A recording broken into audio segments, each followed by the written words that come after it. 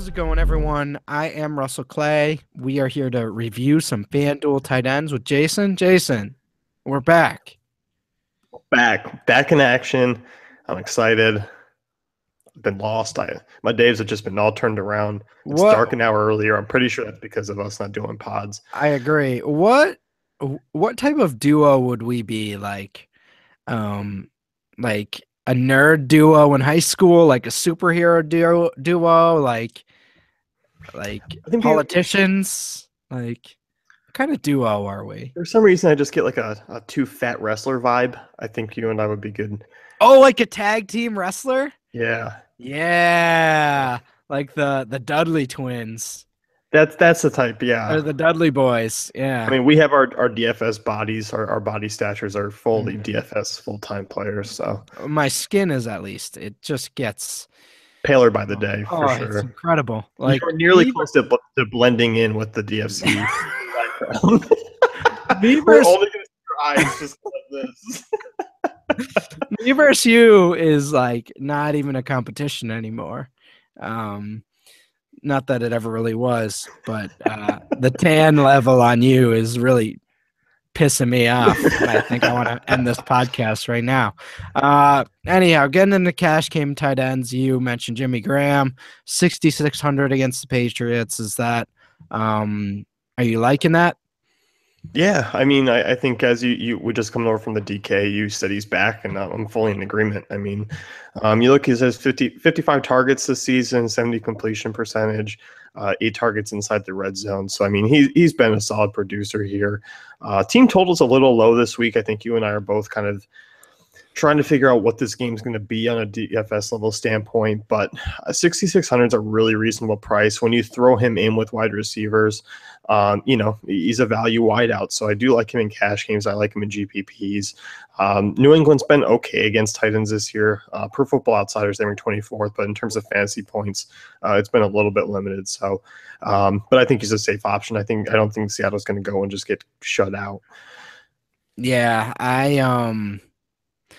I didn't say that. I don't want you to spread this slander about me. I think Jimmy Graham stinks, and this is a horrible play, and you're wrong.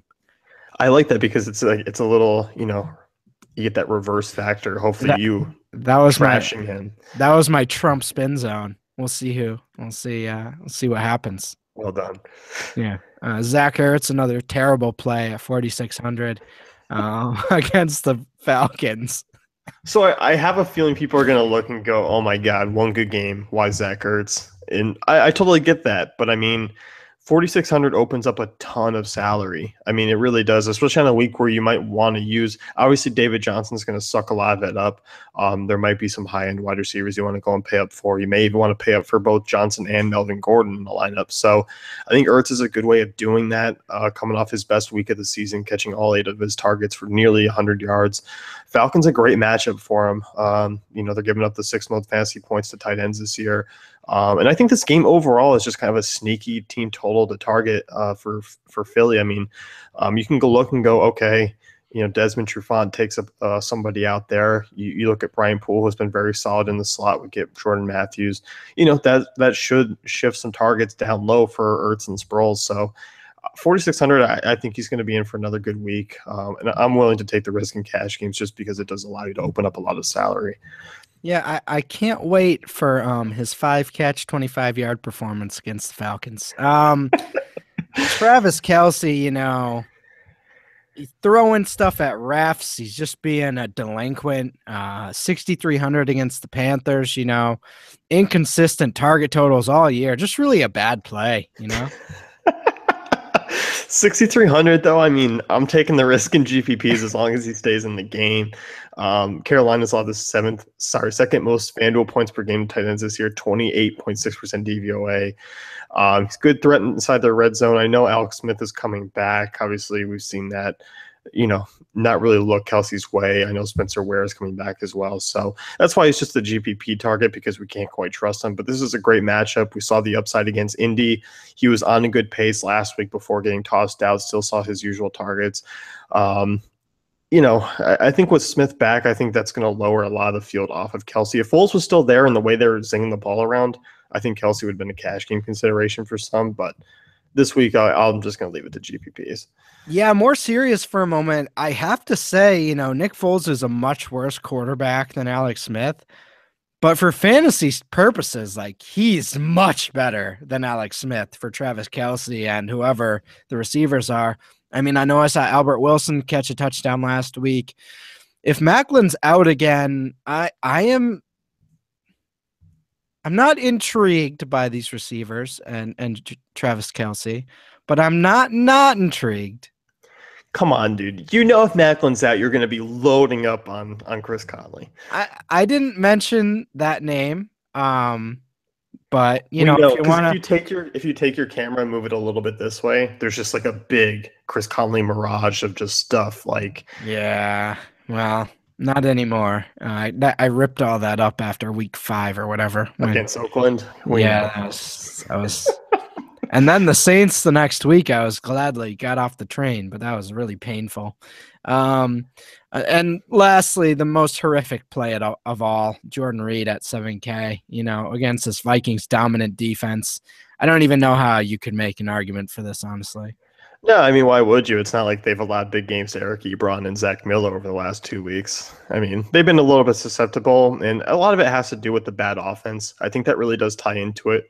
Putting the defense in bad situations in terms of field position, a lot of 3-and-outs. They're on the field a ton. That takes a toll on a defense. I still believe they're good, but still, you look at their corners, they're going to match up really well with those wideouts of Garcon and Jackson and Crowder.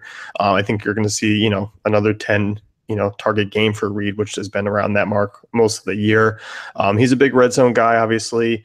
I don't want to take a single-digit fantasy or FanDuel performance from him this year. He has done that 4 out of 6 weeks, but the other 2 he's posted over 20. So I think it's a relatively low floor for his price on FanDuel with the half-point PPR, but GPPs, I still like that upside. I'm obviously just kidding. Jordan Reed's my top play, tight end play on DraftKings, but, I wanted to be a little contrarian today and, get the wheels turning. In the Floridian household, you guys did decide the election, so see if you guys are still alive over there. As for anything else, are you really looking at? I mean, with Zach Ertz at 46, it kind of knocks out a lot of the value you would potentially be looking at. But is Lance Kendricks in play again for you, or is that kind of something that was last week and I'm all set now? No, I do like him this week, and he was kind of a guy I forgot to kind of bold in the Ertz write-up. I do like him. If you're not quite trusting Ertz, obviously we look at the last 3-4 game sample size for Kendricks. It's been very solid in terms of targets and usage, and the Jets matchup really isn't that bad. So I do like Kendricks. So if you're not trusting Ertz, you can go ahead and make a pivot there because it's still below 5K, I believe. Certainly. That's kind of what we're looking at for this week. As always, if you want to check out this article, head over to dailyfantasycafe.com. If you like what we're doing on these episodes, give us a like and subscribe. If you don't like what we're doing, shout at us in the comments and tell us we're idiots. I enjoy those because then I will comment back with my wife left me. Why are you being so mean to me? But, as always, hopefully we're helping you out, and we will see you guys next week.